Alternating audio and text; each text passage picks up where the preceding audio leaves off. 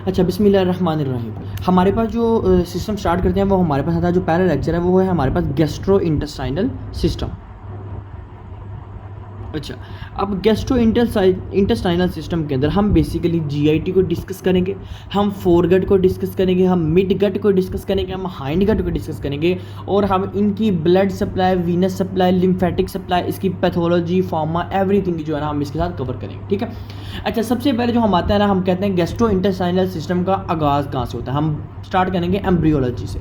तो हमारे पास जो एम्ब्रियोलॉजी आती है वो हमारे पास सबसे पहले होती है, याद रखना बात कि देखो हम कहते हैं कि हमारे पास ये है एक हमारे पास क्या फीटल पीरियड, और फीटल पीरियड में हमारे पास जो सबसे पहले चीज़ डेवलपमेंट होती है वो क्या होती है, हमारे पास होता है एमनियोटिक कैविटी।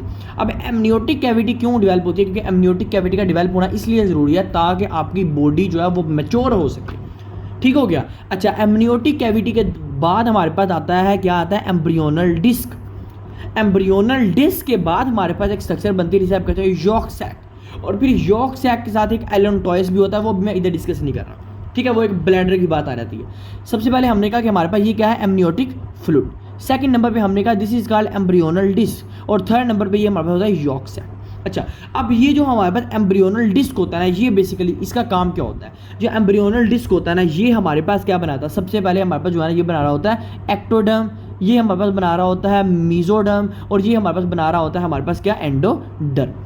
ठीक है, जो कि पहले हाइपोब्लास्ट और एपीब्लास्ट होते हैं, फिर बाद में एक्टो, मीजो और एंडो में चेंज हो रहे होते हैं, जो हमने डिस्कस किया था रिप्रो में। अच्छा, अब हम बात करते हैं हमारे पास उसके बाद जो हमारे पास यॉर्क सैक होता है। एक बात याद रखना, ये जो हमारे पास एम्ब्रियोनल डिस्क है या यॉर्क सैक है, अगर तो आपकी बॉडी में एमनियोटिक फ्लूइड नहीं होता ना, तो हमारी बॉडी में ये चीज़ें डेवलप नहीं होती। ठीक है। अच्छा, एम्ब्रियोनल डिस्क ने हमारे पास ये वाली चीज़ें डेवलप की। अब उसके बाद आता है बेसिकली क्या, यॉर्क सैक। अच्छा, अब जो यॉर्क सैक है ना, ये हमारे पास जो है ना जीआईटी ट्यूब बनाता है, गैस्ट्रो इंटेस्टाइनल ट्यूब बनाता है। अब जो हमारे पास गैस्ट्रो इंटेस्टाइनल ट्रैक की जो ट्यूब है वो कौन कौन सी आती है, वो तीन होती है, आप लोगों को पता है। एक आती है हमारे पास जो है वो फोरगट कहलाती है, सेकंड नंबर पे जो होती है वो हमारे पास मिड गट कहलाती है, और थर्ड नंबर पे जो होती है वो हमारे पास हाइंड गट कहलाती है।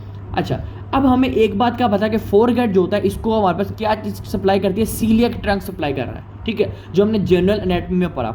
मिड गट में हमें सुपीरियर मेजेंटेरिक आर्टरी सप्लाई करती है, हाइंड गट में हमें जो है वो इंफीरियर मेजेंटेरिक आर्टरी सप्लाई कर रही होती है। अच्छा, अब बेसिकली जो हमारे पास फोरगट होता है ना, ये हमारे पास कहाँ तक आता है, याद रखना जो फोरगट होता है ये हमारे पास इसोफेगस से स्टार्ट होता है, इसोफेगस से स्टार्ट होता है, ये हमारे पास सेकंड पार्ट ऑफ ड्यूडिनम तक ये खत्म हो जाता है। क्या, फोरगट, यानी फोरगट इसोफेगस से लेकर सेकंड पार्ट ऑफ ड्यूडिनम तक ये फोरगट फिनिश हो जाता है। उसके बाद आता है हमारे पास मिड गट। जो मिड गट होता है वो हमारे पास थर्ड पार्ट ऑफ ड्यूडिनम, या हम कहते हैं लोअर पार्ट ऑफ ड्यूडिनम से स्टार्ट होता है, और ये हमारे पास जाता है प्रोक्सिमल 2/3 ऑफ ट्रांसफर्स कोलोन तक, प्रोक्सिमल 2/3 ऑफ ट्रांसफर्स कोलोन तक। पहली बात हमने कहा जो फोरगट है ये हमारे पास इसोफेगस से स्टार्ट होता है, और ये कहाँ तक जाता है, हमारे पास सेकंड पार्ट ऑफ ड्यूडिनम तक। उसके बाद जो मिड गट है ये हमारे पास थर्ड या लोअर पार्ट ऑफ ड्यूडिनम से स्टार्ट होता है, और जाता है प्रोक्सिमल 2/3 ऑफ ट्रांसफर्स कोलोन तक। ठीक है। थर्ड नंबर पे आता है हाइंड गट, और जो हाइंड गट होता है ये हमारे पास डिस्टल 1/3 ऑफ ट्रांसफर्स कोलोन से स्टार्ट होता है, और ये हमारे पास जाता है बेसिकली किधर, एनल केनाल तक, एनल केनाल तक। अब ये एनल केनाल की हम पेक्टिनेट लाइन वो हम आगे जरूर डिस्कस करेंगे कि हमारे पास पेक्टिनेट लाइन क्या होती है, ये बात करेंगे। अच्छा, वैसे आपको इधर बताऊं कि देखो फॉर एग्जांपल हमारे पास जो होता है ना ये है रेक्टम, ठीक है, और उसमें हमारे पास बाद में आता है एनल केनाल, इसके बाद आता है क्या, एनल केनाल। ये बेसिकली एनल केनाल होता है, और फिर उसमें हम रेक्टम पढ़ते हैं, फिर आता है हमारे पास क्या, एनस। अच्छा, अब बेसिकली होता है कि हम जो है ना इनमें दो हिस्सों में डिवाइड करते हैं थ्रू एक आइडियल लाइन जिसे हम पेक्टिनेट लाइन कहते हैं।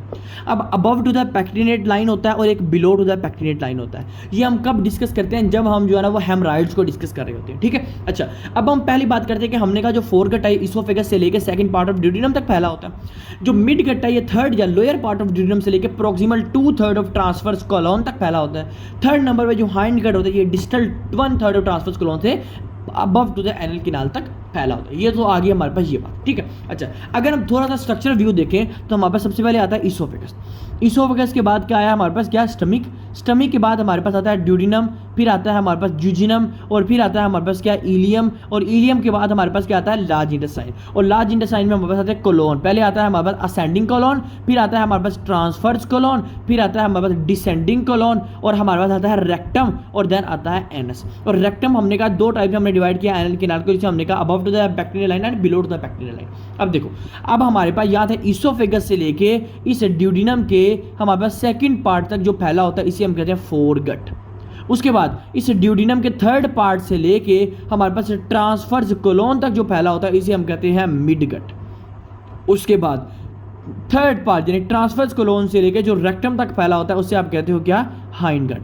तो ये तीन बातें याद रखना। और हमने कहा था फोरगट को सीलियक ट्रंक सप्लाई करता है, मिडगट को सुपीरियर मेजेंटेरिक आर्टरी सप्लाई करती है, हाइंडगट को इंफीरियर मेजेंटेरिक हमारे पास आर्टरी सप्लाई करती है। इसी तरह वेन भी होती है, सिर्फ हमारे पास जो है ना सीलियक वेन भी होती है, सुपीरियर मेजेंटेरिक वेन भी होती है और इंफीरियर मेजेंटेरिक वेन भी होती है। वो हम डिटेल्ड वाइज आगे जरूर डिस्कस करेंगे एनाटॉमी में। अच्छा, ये आ गई हमारे पास ये बात। अब हम चलते हैं कि हमारे पास ना बेसिकली स्ट्रक्चर बनती कैसे है। देखो, एक मैं कहता हूँ कि सबसे पहले याद रखना कि हमारे पास एक ट्यूब की फॉर्मेशन हुई है। ये हमारे पास है एक ट्यूब, एक है ट्यूब जिसे आप कहते हो first one, this is called foregut, यानी हमारे पास अभी ये फोरगट है। ठीक है, अब ये ट्यूब कैसे बनती है याद रखना। हमारे पास ये ट्यूब जो हमारे पास फोरगट होता है, जिसे हमारे फोरगट की ट्यूब कहा है, इसके हमारे पास लेटरल साइड पे यानी हमारे पास इस साइड पे हमारे पास बनता है ट्रैकियो इसोफेजियल बड। क्या बनता है? ट्रैकियो इसोफेजियल बड।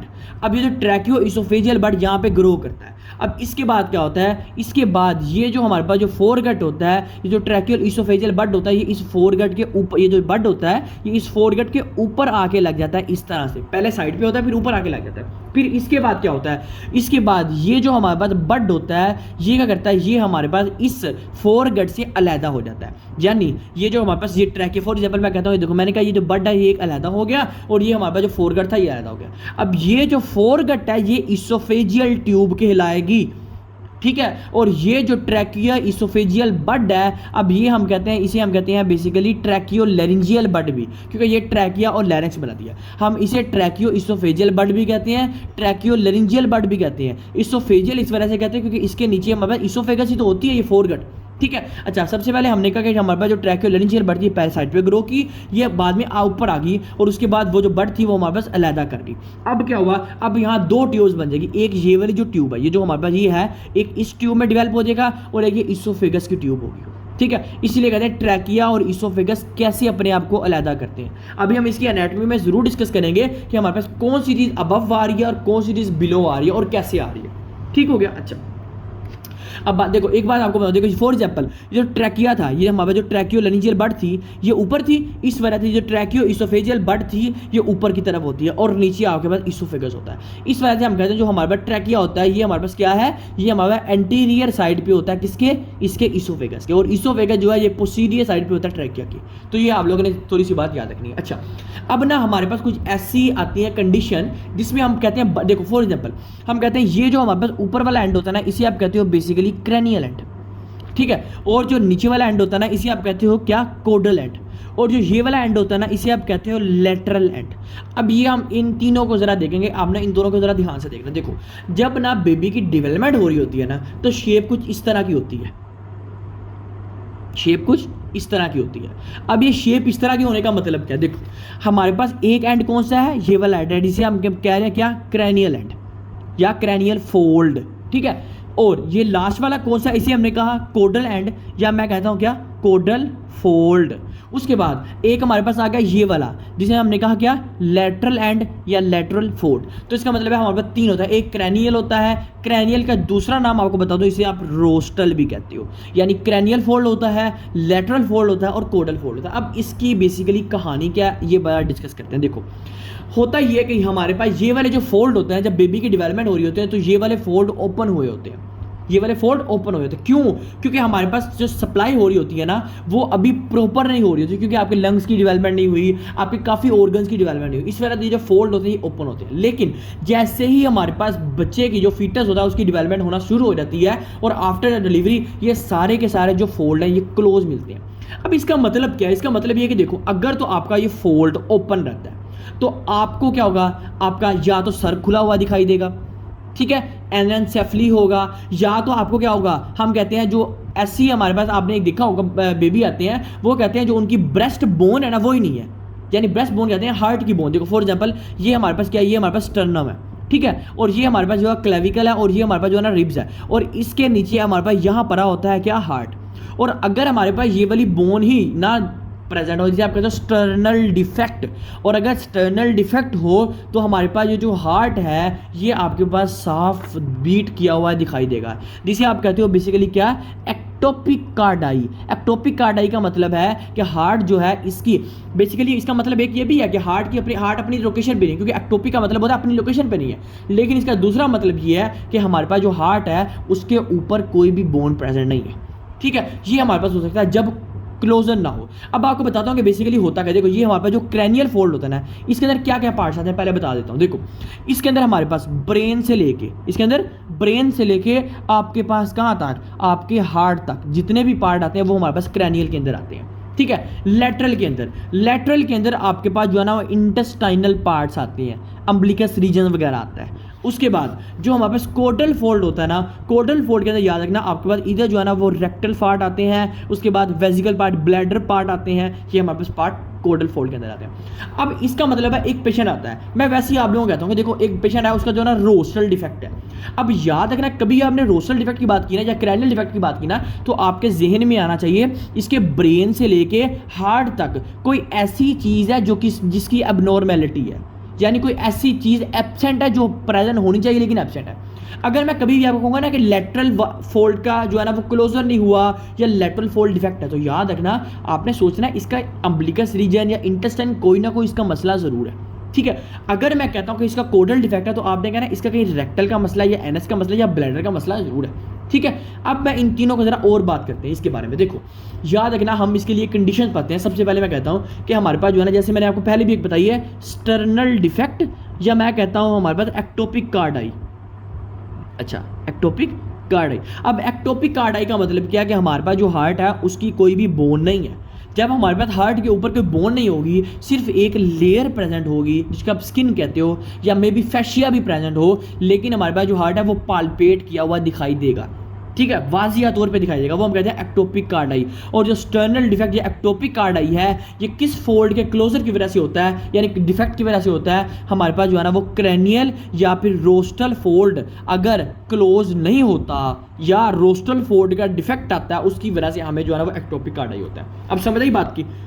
अच्छा, सेकंड बात हम कहते हैं कि देखो हमारे पास जो है ना, अगर मैं आपको एक और एब्नॉर्मैलिटीज की बात करता हूँ, एक पेशेंट आया, उसका जो अम्बिलिकस रीजन है ना, वो आपने जब देखा है ना, अम्बिलिकस रीजन से ना कोई चीज़ बाहर आती हुई दिखाई दे रही है, जिसे आप कहते हो हर्निएट कर रही है। हर्निएट का मतलब होता है कोई भी ऑर्गन जो है वो बाहर आ गया अपनी जगह से, ठीक है। अम्बिलिकस रीजन से कोई भी चीज़ जो है वो हर्निएट करके बाहर की तरफ आ गई। फॉर एग्जाम्पल जो इंटेस्टाइन है ना, वही आपको बाहर हुई दिखाई दे रही है, उसे आप फिर कहते हो दो टर्म्स, या गैस्ट्रोस्केसिस भी कहते हो या अम्फेलोसील भी कहते हो। ये अभी हम डिस्कस करते हैं, लेकिन आपको बताने का मकसद ये है कि हमारे पास अब ये वाला डिफेक्ट क्या है, ये वाला डिफेक्ट है हमारे पास लेटरल फोल्ड क्लोजर का डिफेक्ट, ठीक है। अब एक और बात कर देते हैं। देखो एक बात कहता हूँ कि हमारे पास जो ब्लैडर है ना, ठीक है, उसकी एबनॉर्मेलिटी है, यानी ब्लैडर की एबनॉर्मेलिटी है या ब्लैडर कंस्ट्रिक्शन है, जिसकी वजह से जो यूरिन है वो फॉल आउट नहीं हो पा रहा, ठीक है। तो ये हमारे पास किस वजह से है, ये हमारे पास कोडल फोल्ड डिफेक्ट की वजह से। तो आप लोगों ने इन तीन बातों को लाजमी याद रखना है। हमारे पास बॉडी में जब फीटस की डेवलपमेंट होती है, पहले तीन फोल्ड होते हैं, एक क्रैनियल होता है जिसका ब्रोस्टल कहते हो, एक लेटरल होता है, और तीसरा हमारे पास कोडल होता है, ठीक हो गया। अब हम उन दोनों कंडीशन को डिस्कस करेंगे जिसके बारे में मैंने बात की है कि देखो हमारे पास कौन कौन सी आती है। हमारे पास गैस्ट्रोस्किसिस आती है और एम्फेलोसील आती है।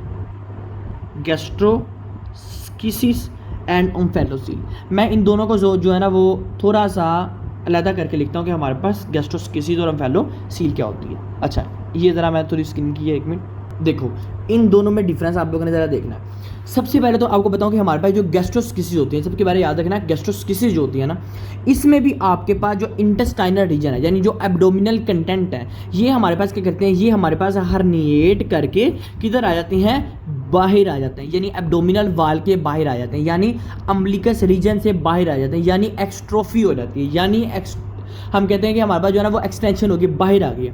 यानी हमारे पास गैस्ट्रोस्किसिस में क्या होता है, जो हमारे पास एब्डोमिनल कंटेंट्स है ना वो हर्निएट करके अम्बिलिकस रीजन से बाहर आ जाते हैं। ओम्फेलोसील में भी सेम चीज़ है कि जो ऑर्गन है वो हर्निएट करके किसके आ जाते हैं, अम्बिलिकस रीजन से बाहर आ जाते हैं। अब इन दोनों में भी डिफरेंस क्या हुआ, अब डिफरेंस ये होता है कि हमारे पास जब आप गैस्ट्रोस्किसिस में उन ऑर्गन को देखते हो तो वो ऑर्गन किसी भी प्रोटेक्टिव लेयर में नहीं होते, यानी किसी भी पेरिटोनियम लेयर या फिर किसी भी एमनियन के अंदर कवर्ड नहीं होते, वो खुद ब खुद बाहर निकले होते हैं। लेकिन जब हम ओम्फेलोसील की बात करते हैं तो ओम्फेलोसील के अंदर याद रखना कि हमारे पास वो जो आप ऑर्गन देखते हो, यानी फॉर एग्जाम्पल जो इंटेस्टाइन है वो बाहर निकली है, तो याद रखना वो पेरिटोनियम जो लेयर है उससे भी आपको कवर्ड दिखाई देगी, और जो एमनियन है उससे भी आपको जो है ना वो कवर्ड होती हुई दिखाई देगी। ये दो डिफरेंस मोस्ट कॉमनली है, ठीक है। अच्छा, जो गैस्ट्रोस्किसिस होती है ना ये हमारे पास क्रोमोसोमल एबनॉर्मेलिटी नहीं है, लेकिन जो ओम्फेलोसील है ना ये क्रोमोसोमल एबनॉर्मेलिटी है, ठीक हो गया। ये याद रखना कि हमारे पास तीन बातें, देखो इधर भी हर्निएट करके अम्बिलिकस रीजन में आ गया, इधर भी हर्निएट करके अम्बिलिकस रीजन में आ गया। इधर हमारे पास पेरिटोनियम और एमनियन लेयर से कवर्ड नहीं होगी, इधर जो ऑर्गन होंगे वो पेरिटोनियम और एमनियन लेयर से कवर्ड होंगे, ठीक है। इधर क्रोमोसोमल एबनॉर्मेलिटी नहीं होगी, इधर हो सकती है। अब हम जो क्रोमोसोमल एबनॉर्मेलिटी है वो कौन सी है उसको जरा देखते हैं। देखो सबसे पहले हम बात करेंगे कि हमारे पास एक सिंड्रोम होता है, हम उसे कहते हैं बैक विद वाइडमैन सिंड्रोम। अब ये हमारे पास होता क्या, देखो होता ये इस बैक विद वाइडमैन सिंड्रोम के अंदर, देखो पहली कैरेक्टरिस्टिक्स में हमारे पास जो है ना बैक विद वाइडमैन सिंड्रोम, मैं अभी बताता हूँ कि होता क्या। वैसे आपको बता दूं कि हमारे पास जो क्रोमोसोमल है ये हमारे पास 11 क्रोमोसोमल डिफेक्ट की वजह से होता है, ठीक है। और उसके बाद यहाँ कैरेक्टरिस्टिक्स कौन सी आती है, याद रखना सबसे पहले मैक्रोसोमिया, ये आपको बहुत इंपॉर्टेंट बता रहा हूँ, हमारे पास एग्जाम के पॉइंट ऑफ व्यू के लिए आते हैं और बुक में नहीं लिखी बात। मैक्रोसोमिया का मतलब होता है कि हमारे पास जो है ना वो बॉडी का जो वेट है वो लार्ज करके है, ठीक है। सेकंड नंबर पे आता है क्या, मैक्रोग्लोसिया का मतलब होता है जो टंग है वो इनलार्ज कर गई है। थर्ड नंबर पे this is our neonatal hypoglycaemia, ठीक है। फोर्थ नंबर पे ओम्फेलोसील जो हमने अभी पढ़ा है ये, ठीक है। फिफ्थ नंबर पे ओम्फेलोसील, मैं इधर ही लिख देता हूँ, फिफ्थ नंबर नहीं बनाता, मैं कहता हूँ ओम्फेलोसील है तो मैं कहता हूँ दिस इज अम्बिलिकल हर्निया। तो ये आप लोगों ने बातें याद रखनी है इसके अंदर बैक विद वाइडमैन सिंड्रोम के अंदर कि it is the 11th chromosomal defect and it is associated with omphalocele but different characteristics like macrosomia, macroglossia with neonatal hypoglycaemia, ठीक हो गया। तो ये था हमारे पास बैक विद वाइडमैन सिंड्रोम, ठीक है। बाकी हाँ ट्राइसोमी 13 भी आती है, ट्राइसोमी 18 भी आती है, एडवर्ड वगैरह सिंड्रोम भी आते हैं, ठीक है। और डाउन सिंड्रोम के साथ भी एसोसिएट करवाती हैं चीज़ें। लेकिन हाँ आपको दो टर्म्स लाजमी हमने पढ़ी है, हमारे पास गैस्ट्रोस्किसिस क्या होता है और ओम्फेलोसील क्या होता है, आपको ये लाजमी पता हो इसमें, ठीक है। अच्छा अब बात मैं बताऊँ, देखो फॉर एग्जाम्पल ये जो है ना ये पेरिटोनियम से कवर नहीं होती, इस वजह से आप इसकी को डायग्नोस कर सकते हो और इसकी गुड प्रोग्नोसिस भी होती है।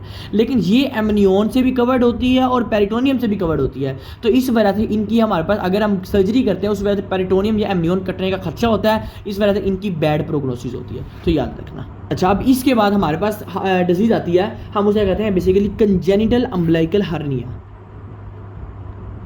कंजेनिटल अम्बिलिकल हर्निया, अच्छा अब ये क्या होता है, देखो सबसे पहले तो आपको बताऊं कि हमारे पास जारी बात है एक हर्निया की टाइप है, ठीक है। मतलब अम्बिलिकल हर्निया ही है, लेकिन ये कंजेनिटल क्यों, हम एक डायग्नोज पहले हम एक ना क्वेश्चन सोल्व करते हैं, हमें पता लगेगा। सबसे पहले हमारे पास एक पेशेंट आएगा, उसका जो इंट्रा एब्डोमिनल प्रेशर है वो ज़्यादा मिलेगा, ठीक है। साथ क्राइंग की हिस्ट्री बहुत ज़्यादा होगी, जब वो क्राई करता होगा क्राइंग की हिस्ट्री बहुत ज़्यादा होगी, और जब भी क्राई करता है उसका इंट्रा एब्डोमिनल प्रेशर जो है वो बहुत ज़्यादा जो है ना वो इंक्रीज़ कर जाता है, ठीक है। उसके बाद हम कहते हैं पहली बात intra abdominal pressure, second number जो है ना वो क्राइंग की हिस्ट्री लाजमी होगी, थर्ड नंबर पे जो है ना वो हाइपोथायराइडिज्म होगा। जब हम इसके T3 T4 देखेंगे तो हमें T3 T4 कम मिलेंगे और TSH जो है वो ज़्यादा मिलेगा। तो ये हमारे पास जो था ना इसकी कंजेनिटल अम्बिलिकल हर्निया होता है, ठीक है। अब ये इसके बारे में और देखते हैं। अच्छा अब ये जो होता है ना बेसिकली जो हमारे पास मल्टी पैरिटी फीमेल्स होती हैं ना जिनकी प्रेगनेंसी बहुत ज़्यादा होती है, उनमें हमारे पास कंजेनिटल अम्बिलिकल हर्निया के चांसेस होते हैं, ठीक है। हाँ उनमें ओम्फेलो और गैस्ट्रोस्किसिस के भी चांसेस होते हैं, लेकिन ये एक दो अलग कंडीशंस है। कंजेनिटल अम्बिलिकल हर्निया में हमारे पास ये एक अलग कंडीशन है, इसलिए आपने इन दोनों को कंफ्यूज नहीं करना है। ये और बात, ये एब्डोमिनल कंटेंट्स ही बाहर आ गए हैं, ये थोड़ा सा सिर्फ अम्बिलिकल हर्निया यानी जो अम्बिलिकस रीजन है ना वही थोड़ा सा हर्निएट करके बाहर आ गया, समझ आ रही है? तो हमने कहा था ये मल्टी पैरिटी फीमेल ज़्यादा होते हैं, और उसके बाद हम कहते हैं कि देखो जो फीमेल जो है वो मल्टी पैरिटी थी, प्रेग्नेंट बहुत ज़्यादा हुई थी, उनमें जो है ना वो हमारे पास ये चांसेस हुआ, और उसकी वजह से पेशेंट था हमारे पास इंट्रा एब्डोमेनल पैसे ज़्यादा मिला, क्राइंग की हिस्ट्री थी, और हाइपोथायराइडिज्म का हमारे पास केस था। ये याद रखना कंजेनिटल अम्बिलिकल हर्निया के अंदर, ठीक है। अच्छा, और उसके बाद हम ये बता दें कि ये एक कंजेनिटल डिसऑर्डर भी है, यानी हो सकता है ये हमारे पास जो है ना वो फैले पीछे से, ठीक है। जो एक बात मैं आपको बताना चाह रहा हूँ कि हमारे पास ये कवर्ड होता है किससे? स्किन से, पेरिटोनियम से नहीं, फेशिया से नहीं, ये स्किन से कवर्ड होता है बस। जब आप स्किन को काटते हो तो आपको अम्बिलिकल हर्निया दिखाई देता है, हाँ उसको भी आप सर्जिकली रिमूव कर सकते हो, और इसकी भी गुड प्रोग्नोसिस है, बैड प्रोग्नोसिस नहीं है, ठीक हो गया, ये याद रखना इसमें। अच्छा, अब इसके बाद जो हमारे पास एब्नॉर्मलिटी आती है ना, वो हमारे पास आती है बेसिकली क्या? ट्रैकियो इसोफेजियल एब्नॉर्मलिटी। ये ज़रा हम देखते हैं इसको कि हमारे पास ट्रैकियो इसोफेजियल एब्नॉर्मलिटीज़ कौन कौन सी होती हैं, और इनमें हम ज़रा डिटेल से पढ़ते हैं। अच्छा, अब देखो सबसे पहले हम बात करते हैं कि हमने एक बात कही थी जो ट्रैकिया होता है वो एंटीरियर होता है किसके? इसोफेगस के। अब मैं इधर जो है ना वो थोड़ा सा अलग बनाता हूँ सारी बात। अगर एंटीरियर तो इधर मैं 3D पॉइंट ऑफ व्यू के लिए ऐसे जो है ना वो एक्सप्लेन तो कर नहीं सकता। देखो सबसे पहले कहता हूँ कि हमारे पास ये है, हमारे पास क्या? ट्रैकिया, ठीक है, और ये मैं बना रहा हूँ क्या? इसोफेगस। अच्छा, ये नॉर्मल है हमारे पास, ठीक है। अब होता क्या है, अब यहाँ ना कुछ ऐसे केसेस आते हैं, देखो हो सकता है ट्रैकियल स्टीनोसिस हो रहे हैं। कभी भी ट्रैकियल स्टीनोसिस का वर्ड है, इसका मतलब है आपके पास जो ट्रैकिया है वो हमारे पास क्या? कंजेस्ट कर गया, इस तरह से स्टीनोज कर गया। अब अगर ट्रैकिया आपके पास स्टीनोज कर गया, इसकी वजह से क्या होगा? जो हमारे पास ब्लड फ्लूइड एयर होगी वो हमारे पास पास आउट नहीं हो पाएगी। इसी तरह ही अगर मैं कहूँ कि इसोफेगस जो है वो स्टीनोसिस है, तो इसका मतलब है जो फूड मटीरियल है वो भी पास आउट नहीं हो पाएंगे। अब कुछ ऐसी अबनॉर्मैलिटीज़ आती हैं, वो कौन कौन सी होती हैं? देखो सबसे पहले याद रखना कि हमारे पास ऐसी एब्नॉर्मैलिटी आती है, हम उसे कहते हैं ट्रैकियो इसोफेजियल फिस्टूला। अब देखो ये एक ऐसी एब्नॉर्मैलिटी होती है हमारे पास, देखो ये हमारे पास क्या है? इसोफेगस है, ठीक है, ये हमारे पास इसोफेगस है। अब होता ये है कि हमारे पास जो इसोफेगस की जो ट्यूब होती है, यहाँ से देखो ये मैं कहता हूँ कि ये था हमारे पास क्या? ट्रैकिया, ठीक है। अच्छा, अब ये जो ट्यूब होती है ना, यहाँ से जो इसोफेगस की ट्यूब होती है ना, ये ट्रैकिया के साथ लगी होती है। ये एक एब्नॉर्मैलिटी है, बता रहा हूँ कि हमारे पास जो है वो ट्रैकिया के साथ लगी होती है। फिर ये पेशेंट के लिए लेके आता, जारी बात है ये जो सारा का सारा जो हवा होगी, जो एयर होगी, वो यहाँ से, सॉरी ये वाली यहाँ से जो एयर होगी वो हमारे पास यहाँ जाएगी, और यहाँ से हमारे पास कहाँ जाएगी? स्टमक में जाएगी। तो हम कहते हैं गैसलेस एब्डोमेन नजर आएगा चेस्ट एक्सरे में। समझ आ रही है क्यों नजर आएगा? कि जो एयर होगी वो यहाँ से आएगी, यहाँ से आके इस ट्यूब से पास आउट होकर वो जो एयर है वो इधर इसोफेगस में आएगी, और इसोफेगस से स्टमक में आएगी। जिस वजह से हम कहते हैं हमें चेस्ट एक्सरे में गैसलेस एब्डोमेन मिलेगा, ठीक है। अच्छा, अब गैसलेस एब्डोमेन मिलेगा, उसके बाद हम एक और बात करते हैं कि हमारे पास और क्या होगा? हमारे पास ये जो हमारे पास स्टमक होगी, स्टमक जो है वो एयर फील्ड मिलेगा। एब्डोमेन गैसलेस होगा, लेकिन हमारे पास जो स्टमक होगा ये फील्ड होगा किससे? एयर के साथ। ये याद रखना इसके अंदर ट्रैकियो इसोफेजियल फिस्टूला के अंदर। अच्छा, अब अगर ये वाला पेशेंट आता है ट्रैकियो इसोफेजियल फिस्टूला वाला, तो हम क्या एनजी ट्यूब पास कर सकते हैं? तो हम एनजी ट्यूब भी इसे पास नहीं कर सकते, ये भी बड़ी इंपॉर्टेंट बात थी। उसके बाद हम एक और बात कहते हैं इसमें कि देखो हमारे पास पेशेंट आता है, वो क्या इशू लेकर आता है? कहते हैं डॉक्टर साहब बात ये कि जब बच्चा पैदा हुआ है ना, ये ना ड्रूल कर रहा है। ड्रूल का मतलब ये होता है कि कहते हैं ना आप इसको कुछ खिलाया है, जैसे ही कुछ खिलाया है वो जो है ना वो वोमिट हो जा रही है, यानी उल्टी हो रही है। यानी हमारे पास जब भी आप कोई भी क्वांटिटी में जब आप कुछ खिलाते हो, स्मॉल क्वांटिटी में जो लिक्विड है ना, वो याद है आपको शायद पता हो कि जब भी आप बच्चे को कुछ खिलाते हो, स्मॉल क्वांटिटी में जो फ्लूइड होता है, वो लिक्विड होता है, वो बाहर निकलता है, उसे कहते हैं ड्रूल। उसके बाद हमारे पास एक वर्ड आता है चौक का, जिसे आप कहते हो, जिसे कहते हैं अथरू आ गया। 1 मिनट में जो है ना वो एकदम से जो है ना वो छींक आई है और फ्लूइड जो है वो थोड़ा सा बाहर निकला है, ठीक है। उसके बाद आप कहते हो थर्ड नंबर वोमिट है, यानी जैसे ही आप फर्स्ट फीड करवाते हो उसमें वोमिट आती है। तो ये 3 बातें याद रखना ट्रैकियो इसोफेजियल फिस्टूला के अंदर लाजमी कि हमारे पास ये सिम्टम आएंगे। उसके बाद हम साथ कहते हैं कि हमें चेस्ट एक्सरे में क्या मिलेगा? चेस्ट एक्सरे में हमें जो है ना वो स्टमक जो होगी वो एयर के साथ फिल्ड होगी, ठीक है। उसके बाद और क्या मिलेगा? हम इस बंदे में एनजी ट्यूब पास नहीं कर सकते। क्यों नहीं कर सकते एनजी ट्यूब पास? क्योंकि यहाँ पे हमारे पास जो स्फेनिशियल ट्यूब है वो हमारे पास कैसे, आप नेजोगैस्ट्रिक जो ट्यूब है वो आप कैसे डालोगे? क्योंकि हमारे पास वो जो है वो आगे की तरफ गया हुआ है। अब ना बेसिकली हमारे पास 2 कंडीशन आती है, एक तो होता है ना ट्रैकियो इसोफेजियल फिस्टूला, एक होता है हमारे पास जो है ना वो प्योर इसोफेजियल फिस्टूला। मैं इसके लिए ना आपको एक बुक दिखाता हूँ, क्योंकि यहाँ से आपको थोड़ी समझ नहीं आनी, इसके लिए आपको जरा बुक से थोड़ी सी एक्सप्लेन करता हूँ। अच्छा, ये देखो हमारे पास आता है ये, हम कहते हैं कि याद रखें, देखो हमने कहा था कि ये इसोफेगस है और ये ट्रैकिया, तो ये नॉर्मल है, ठीक है। अच्छा, अब हम बात करते हैं कि हमारे पास यहाँ क्या होता है। देखो एक मिनट, ये हमारे पास क्या है, ये जो इसोफेगस है, इसोफेगस जो है ये हमारे पास क्या हो गया, स्टीनोज हो गई या एट्रेजिया हो गया। एट्रेजिया कहते हैं टोटली स्टीनोसिस होती है, हमारे पास थोड़ी सी जो है ना वो कंजेस्ट हो गई है। यानी हमारे पास अगर हमारे पास ये जो इसोफेगस है ये कंजेस्ट हो गया, इसका मतलब क्या, इसका मतलब है ये जो फूड मटीरियल होगा ये पास आउट नहीं हो पाएगा, जिसकी वजह से हम कहते हैं डिसफेगिया, यानी हमारे पास जो है ना वो फूड मटीरियल पास आउट होने में परेशानी होगी। साथ क्या कहते हो, साथ आप कहते हो जारी बात है इसे चोक भी होगा, इसे हमारे पास वोमिट भी होगी, इसे ड्रूल भी होगा, क्योंकि यहाँ तो स्टीनोसिस है या एट्रेजिया है। एक तो ये बात, लेकिन आपको इस केस में हम कहते हैं, इस केस में आपके पास एब्डोमेन यानी जो स्टमक है वो गैसलेस होगी, स्टमक में गैस नहीं होगी। क्यों नहीं गैस होगी, ये कनेक्ट तो नहीं ना है। अगर हम बात करें ना इस थर्ड केस में, जो हम बात करें थर्ड केस के अंदर ट्रैकियोइसोफेजियल फिस्टूला के अंदर, हमने कहा ये जो हमारे पास इसोफेगस है ये इस ट्रैकिया के अंदर नहीं गया हुआ। इसका मतलब है जब भी वो पेशेंट जो है वो सांस लेगा, जो सांस है वो यहाँ से जाके इस ट्यूब से पास आउट होकर स्टमक में नहीं चला जाएगा। तो हम इसलिए कहते हैं हमारे पास इधर हमारे पास क्या मिलेगा, गैस्ट्रिक बबल मिलेगा किधर, या गैस्ट्रिक स्टमक मिलेगा। ठीक हो गया। अब एक होता है हमारे पास क्या, ट्रैकियोइसोफेजियल फिस्टूला प्योर, एक होता है हमारे पास मोस्ट कॉमन, लेकिन हम इसको प्योर नहीं कहते। प्योर क्यों नहीं कहते, क्योंकि ये हमारे पास देखो ये एक ट्यूब है, यहाँ एक ये हमारे पास ट्रैकियोइसोफेजियल फिस्टूला था, ये क्या देखो हमारे पास ये एक ऐसा पेशेंट होता है यहाँ आपको इसोफेजियल एट्रेजिया भी मिल रहा है। यानी अब देखो फॉर एग्जांपल एक ऐसी एबनॉर्मैलिटी है जहाँ आपके पास इसोफेगस के दो पार्ट है, एक इसोफेगस का पार्ट वैसे ही एट्रेजिया कर गया है और जो दूसरा पार्ट है वो ऐसे जाके लग गया। अब इधर भी आपको जो है ना यहाँ से जब भी पेशेंट सांस लेगा तो ये एब्डोमेन में जाके हवा जो आके और हमें गैस एब्डोमेन मिलेगा, यानी गैस्ट्रिक बबल हमें यहाँ भी मिलेगा। लेकिन इस केस में हम कहते हैं यहाँ आपको एट्रेजिया भी मिल रहा है और साथ फिस्टूला भी मिल रहा है, लेकिन इधर आपको सिर्फ और सिर्फ फिस्टूला मिल रहा है और इधर आपको सिर्फ और सिर्फ एट्रेजिया मिल रहा है। ये तीन बातें याद रखना, ठीक है। अच्छा, अगर आपको इन चीज़ की ना समझ आई ना तो आप लोगों ने काइंडली पूछ लेना, कोई मसला नहीं है, ठीक है। मैं आपको नंबर दिया होगा, आपने लाजमी कोई भी क्वेश्चन हो लाजमी पूछ सकते हो इसे, ठीक है। लेकिन मैं आपको बताने का मकसद ये था कि हमारे पास देखो ये हमारे पास एट्रेजिया स्टीनोसिस की शेप है या एट्रेजिया की शेप है, ये फिस्टूला की शेप है, ये एट्रेजिया भी है और फिस्टूला भी है। तो ये दो बातें, अगर हमारे पास ये केस आएगा तो हमें जारी बात है यहाँ एब्डोमेन में स्टमक में हवा नहीं होगी। क्यों नहीं होगी, ये वैसे ही एट्रेजिया कर गया।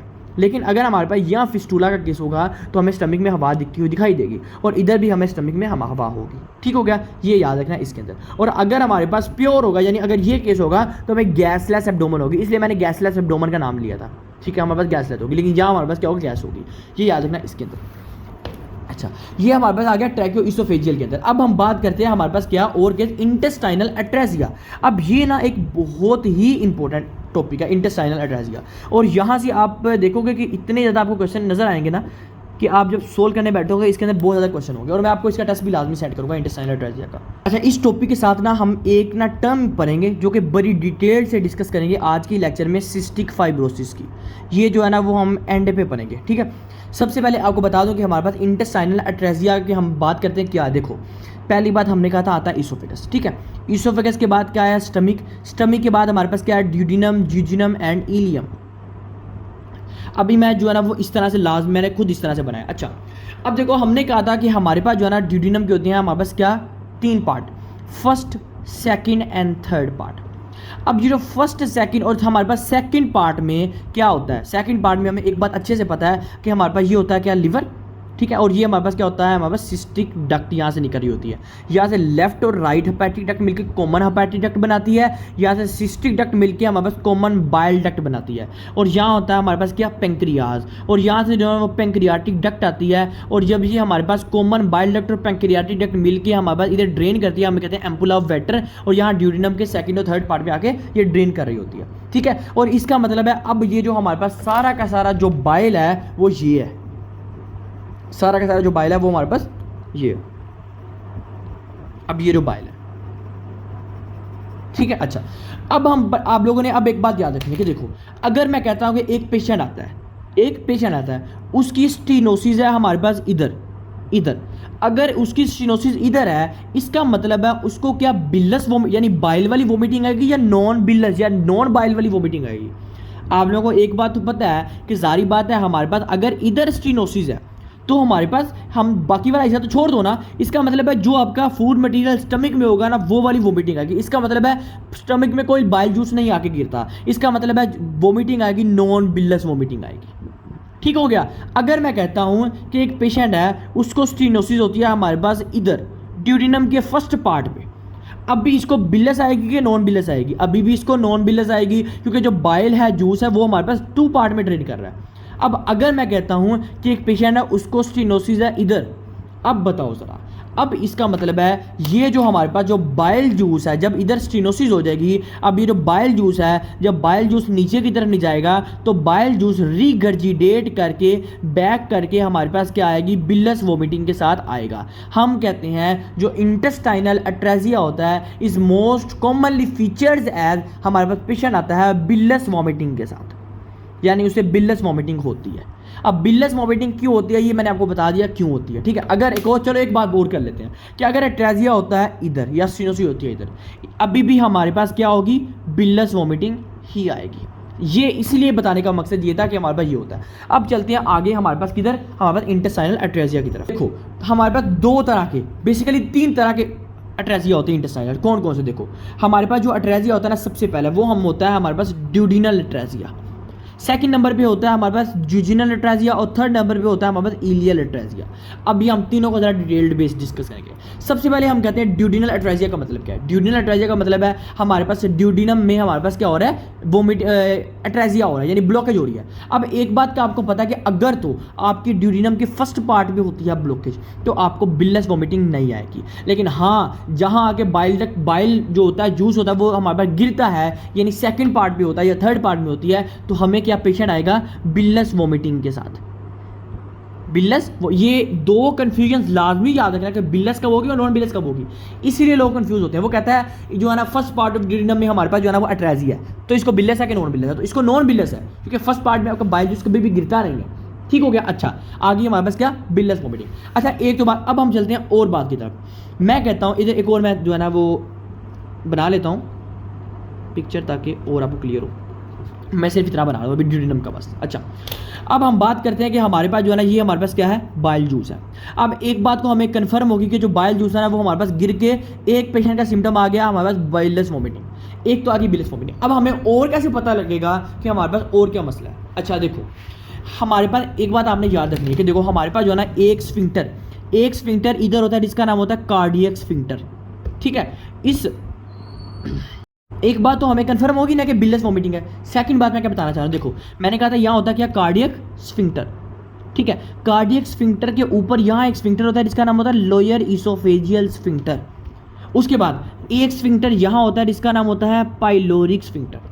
अच्छा अब आपको एक चीज़ बता दूं कि ये जो पाइलोरिक स्फिंक्टर होता है ये बड़ा स्ट्रॉन्ग स्फिंक्टर होता है, ताकि देखो ना जब फूड मटेरियल आपका इधर आता है, तो एसिड रिलीज होता है, और एसिड क्या करता है? एसिड हमारे पास यहाँ पे फूड मटेरियल को डाइजेस्ट कर रहा होता है, और ये होता है कि जो हमारे पास तब ये पाइलोरिक हमारे पास स्टेनोसिस हुई होती है, यानी पाइलोरिक स्फिंक्टर बंद हुआ होता है, क्लोज हुआ होता है, जिसकी वजह से ताकि आपका जो फूड मटीरियल है डायरेक्ट ही अनडाइजेस्टेड ना आगे चला जाए, डाइजेस्ट होके जाए एसिड के थ्रू, ठीक है। अच्छा अब देखो एक बात आगे, अब अगर तो एक पहचान आता है ड्यूडिनल अट्रेजिया के साथ, तो ड्यूडिनल अट्रेजिया में आपको जो सेकंड चीज़ मिलती है वो होती है डबल बबल अपीयरेंस। अब वो डबल बबल अपीयरेंस का मतलब क्या? देखो हमारे पास हमने कहा था यहाँ अट्रेजिया है ड्यूडिनम में, ठीक है। अब जारी बात है यहाँ अट्रेजिया है तो ये वाली साइड फूल जाएगी, तो हमारे पास एक बबल नजर आएगा, यानी हमारे पास बबल टाइप। अगर मैं इधर बनाऊं तो मैं कहता हूं हमारे पास जो है ना वो इस तरह की एक शेप नजर आ गई, यानी ये आपको एक बात तो पता ही होगा ना, आप पाइप को आगे से बंद कर देते हो तो हमारे पास आगे जो पीछे वाली साइड है वो फूल जाती है थोड़ी सी। तो इसी तरह ये है कि देखो हमने कहा कि हमने आगे वाली साइड को बंद कर दिया तो हमारे पास एक बबल नजर आया। अब उसके बाद डबल का मतलब क्या? देखो हमने कहा था आगे कौन सा स्फिंक्टर है? पाइलोरिक स्फिंक्टर, और उसके बाद क्या आता है? स्टमिक। तो स्टमिक का आ गया, यानी एक बबल हमें ये नजर आएगा, दूसरा ये नजर आएगा, हम कहते हैं डबल बबल अपीयरेंस। समझ आ रही है? अब ये याद रखना आपने 2 बातें, bilious vomiting plus double bubble appearance, ये आप लोगों ने 2 बातें इसके अंदर लाजमी याद रखनी है। और जो थर्ड बात याद रखनी है, it is associated with down syndrome. मैं आपको सिर्फ 3 बातें बता रहा हूँ, ये आपने लाजमी याद रखनी है। उसके बाद आता है हमारे पास जुजिनल अट्रेजिया। अच्छा, ज्यूजेनम की बात कर लेते हैं। हमें जारी बात है इधर भी हमें जो है ना वो बिल्लस वॉमिटिंग मिलेगी, ऐसा ही है, ठीक है। अब इधर आपको जो है ना वो क्या मिलेगा, इधर आप लोगों ने याद रखना, इधर आपको ट्रिपल बबल अपीयरेंस मिलेगी। कैसे, जारी बात है, अब अगर मैं बात करूं कि हमारे पास जो है ना वो इंटेस्टाइन है, ये हमारे पास जो है ना वो ज्यूजेनम है, तो ज्यूजेनम भी हमारे पास जो है ना वो ब्लॉकेज है, तो हमारे पास एक ज्यूजेनम का पार्ट करेगा, एक ड्यूडेनम का पार्ट स्वेल करेगा, एक हमारे पास स्टमिक का पार्ट करेगा। इसे हम कहते हैं dilated stomach, dilated duodenum and dilated proximal jejunum. तो हमारे पास इसे कहते हैं हमारे पास ट्रिपल बबल अपीयरेंस, यानी bilious vomiting plus triple bubble appearance, ये याद रखना इसके अंदर, ठीक है। और ये मोस्ट कॉमनली एसोसिएट करवाती है आपकी सिस्टिक फाइब्रोसिस के साथ और स्मोकिंग हिस्ट्री के साथ, ये अभी हमने कहा था हम डिस्कस करते हैं, ठीक है। थर्ड नंबर पे हमारे पास आता है क्या, इलियम। तो इलियल अट्रेसिया में भी बिल्लस वॉमिटिंग होगी और साथ ट्रिपल बबल अपीयरेंस हमें जो है नजर आएगी। हाँ, टेट्रल नहीं आएगी क्योंकि इलियम हमारे पास ऐसा पोर्शन होता है वो ज्यूजेनम के साथ ही अटैच होता है। और हमारे पास एक जंक्शन होता है, हम कहते हैं ड्यूडिनो ज्यूजिनल जंक्शन, ठीक है, फिजियो में डिस्कस करेंगे। एक होता है ड्यूडिनो ज्यूजिनल जंक्शन, एक होता है ज्यूजिनो इलियल जंक्शन। जो ड्यूडिनो ज्यूजिनल जंक्शन होता है ना, ये हमारे पास ज़्यादा स्ट्रॉन्ग होता है as compared to jejuno ileal junction. ये आपको एक एक्स्ट्रा बात बताइए, याद रखें, ठीक है।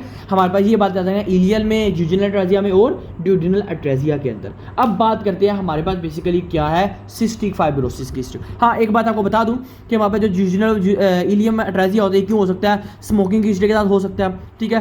प्रेग्नेंट फीमेल्स में भी कंप्रेशन की वजह से, हमारे पास एब्डोमिनल प्रेशर ज़्यादा होने की वजह से भी हो सकता है ये, क्योंकि वैजो कंस्ट्रिक्शन होती है, साथ हो सकता है वो वैजो कंस्ट्रिक्टर लेती हो यानी ड्रग्स लेती हो, ऐसे उस वजह से भी हो सकता है। अब बात करते हैं हम किसकी, सिस्टिक फाइब्रोसिस की। अच्छा,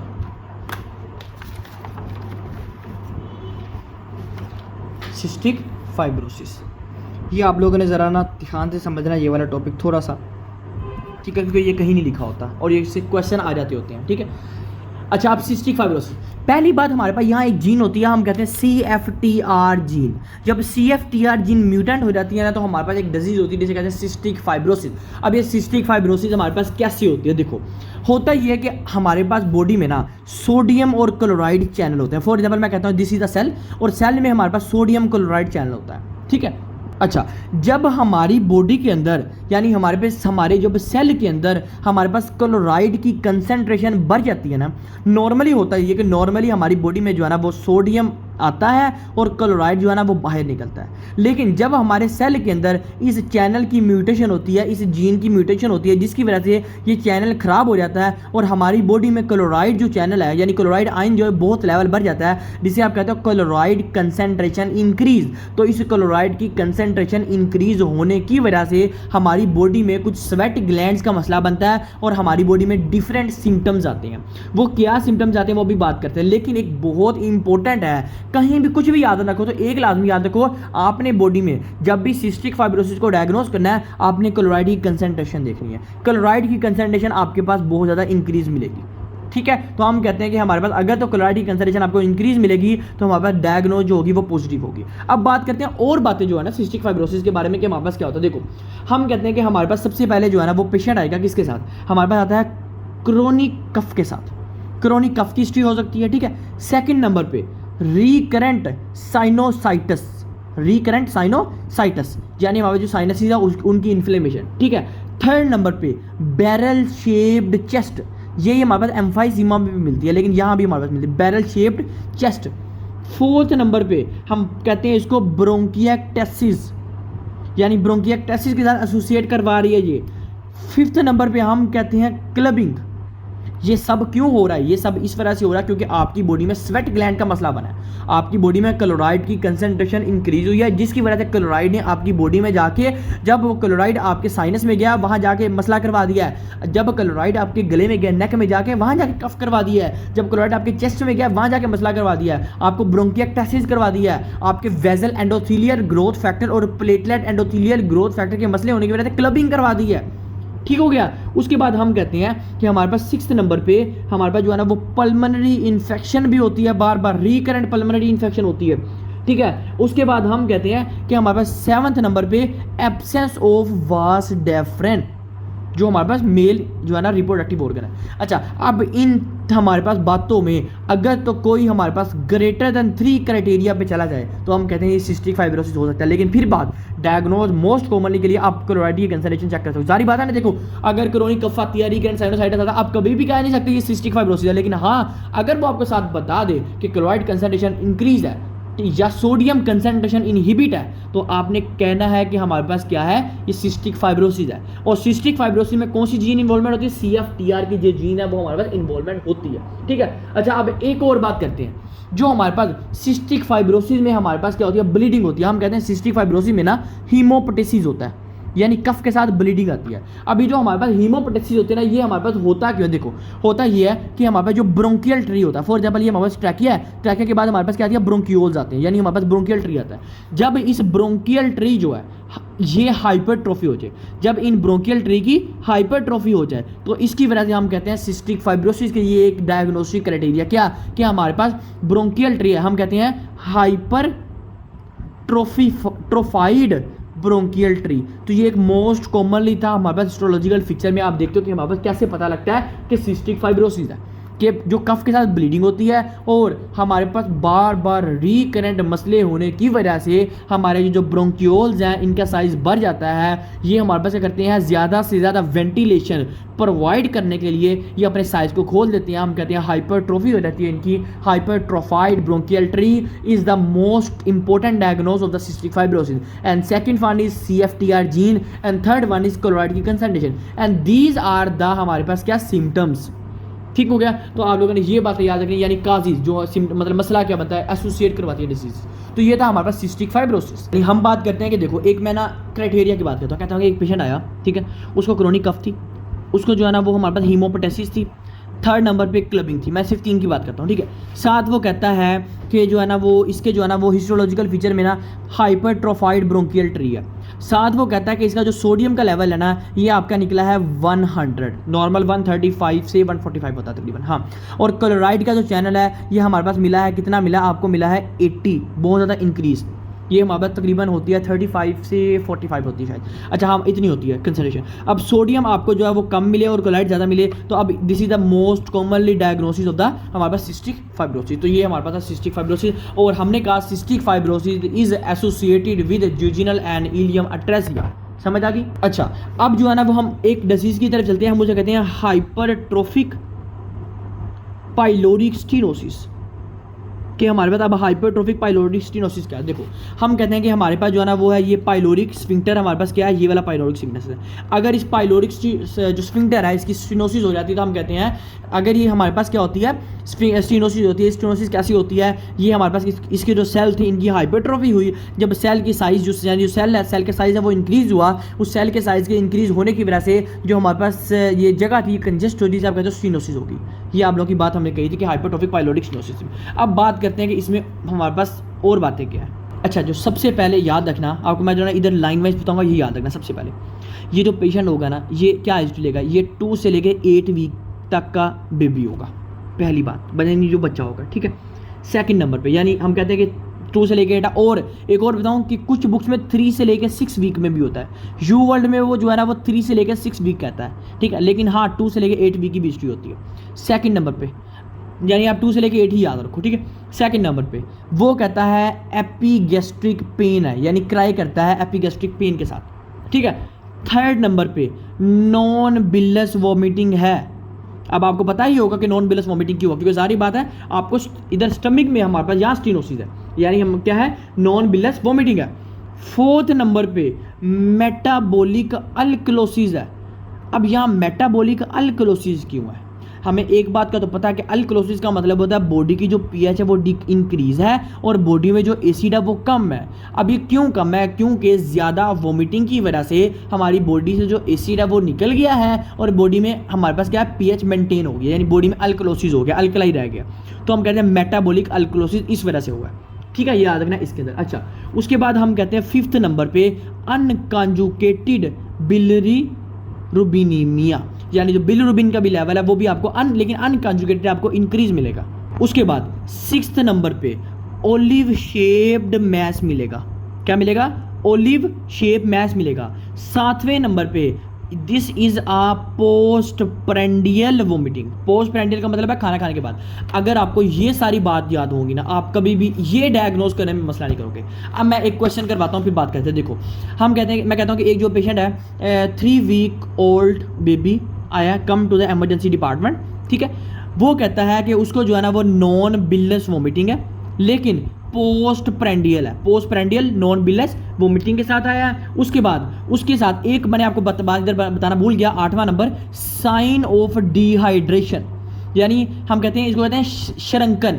यानी जो है ना वो कहते हैं कि जो फेस है वो ऐसे मुरझाया हुआ है कि जैसे पानी की कमी है, जैसे जो है ना डिहाइड्रेशन हुई हुई है। तो हम कहते हैं कि पोस्ट प्रेंडियल जो है वो इसके नॉन बिलस वोमिटिंग के साथ आया है। उसके बाद साथ क्या है, साथ जो है ना उसको साइन ऑफ डिहाइड्रेशन है, ठीक है। साथ आप उसकी जब पीएच देखते हो, पीएच उसकी आपको जो है ना वो ज़्यादा मिल रही है, यानी 47.55 उसकी पीएच आपको मिल रही है, ठीक है। एसिड आपको कम मिल रहा है। आपने जब ये चीज़ देखनी है तो आपने 100% डायग्नोस करनी है। This is called hypertrophic pyloric stenosis. और हाँ, अगर वो आपसे पूछ लेता है कि इस डायग्नोस के साथ आपको चेस्ट एक्सरे में क्या मिलेगा, आपने कहना ओलिव शेप्ड मैस मिलेगा।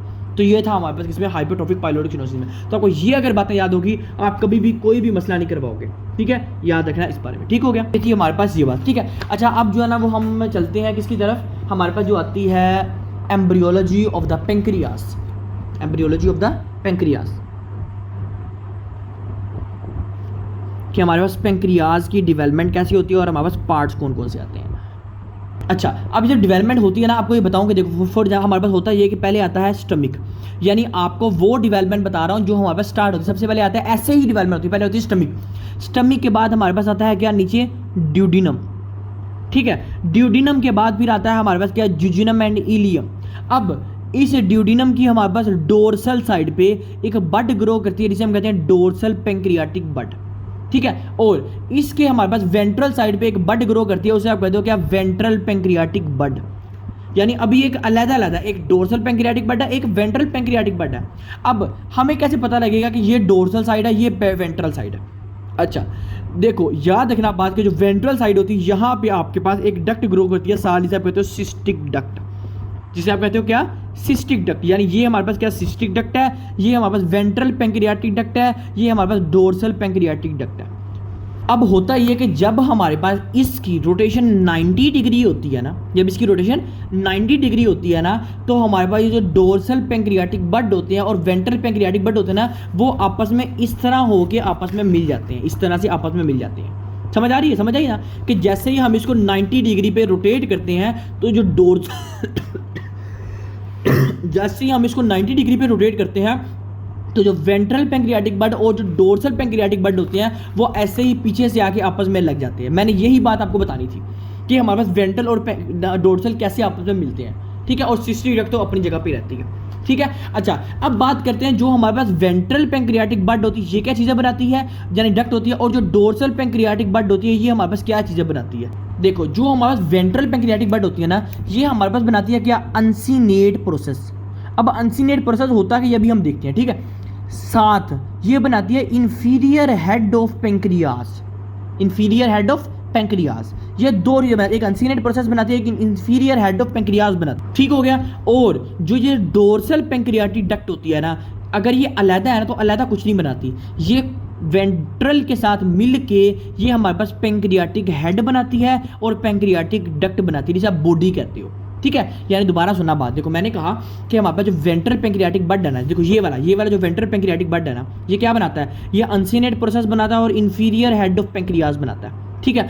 ये जो डोर्सल पेंक्रियाटिक बड है ना, जब ये डोर्सल और वेंट्रल आपस में मिलती है ना, तो ये पेंक्रियाटिक हेड बना देता है और साथ पेंक्रियाटिक बॉडी बना देता है, और बॉडी हमारे पास क्या होती है, पूरी हो जाती है, कंप्लीट हो जाती है, ठीक है। ये याद रखना इसके अंदर लास्ट में, ठीक हो गया। ये बात थी, ये बात। अच्छा, अब इसका जो पेंक्रियाज का अलग लेक्चर है ना, ये आप एनाटॉमी में लाजमी देख लेना, ठीक है। और मैंने इसको जो पेंक्रियाज है ना, इसको डिटेल्ड वाइज बताया कि पेंक्रियाज में हमारे पास इसके फंक्शन क्या होते हैं और उसमें हमारे पास फीचर्स क्या होते हैं। अभी हम इसको पेंक्रियाज को डिस्कस नहीं करेंगे डिटेल से, ठीक है। अच्छा, लेकिन हाँ, इधर आपको बताते हैं कि हमारे पास दो कंडीशन आती है। एक हमारे पास आती है क्या, एन्यूलर पेंक्रियाज।